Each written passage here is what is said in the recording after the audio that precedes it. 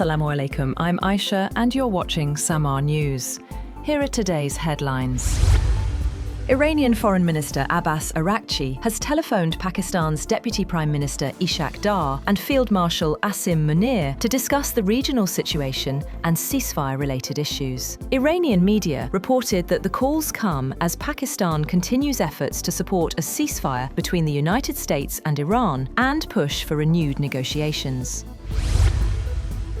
Moreover, the United States has deployed a third aircraft carrier to waters near Iran, sharply increasing the military force available to President Donald Trump as he presses Tehran to surrender its nuclear program, reopen the Strait of Hormuz, and agree to end a weeks-long regional war. The US military confirmed that the USS George H.W.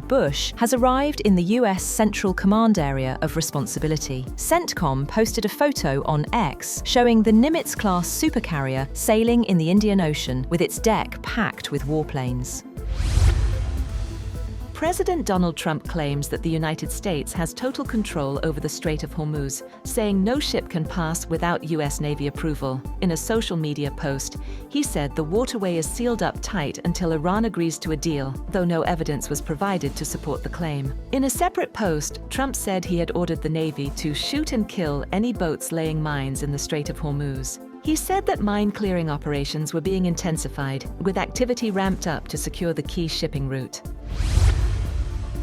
Israel and Lebanon have extended their ceasefire for 3 weeks at a meeting at the White House brokered by US President Donald Trump, who said he was prepared to wait for the best deal to end his conflict with Iran. Trump said he was in no rush to reach a peace agreement and wanted it to be everlasting, while continuing to assert that the US had a clear upper hand in the naval standoff in the Strait.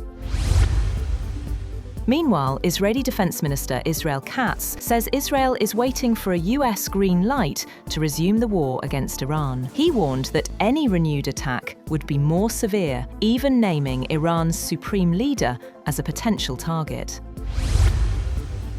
Meanwhile, China has begun efforts to help reduce tensions between the United States and Iran, according to international media reports. Beijing is seeking to play a stabilizing role as relations between Washington and Tehran remain strained. As a rising global power, China is expanding its diplomatic influence, particularly at a time when US policies have also created friction with traditional allies. Furthermore, Pakistan continues to engage on the diplomatic front, supporting efforts for lasting peace and stability in the Middle East.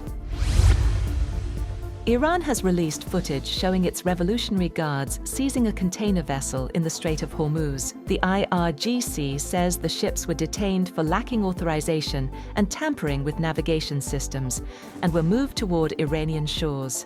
Iranian officials also claim initial revenue from Hormuz transit fees has been collected, signaling tighter control over the key waterway.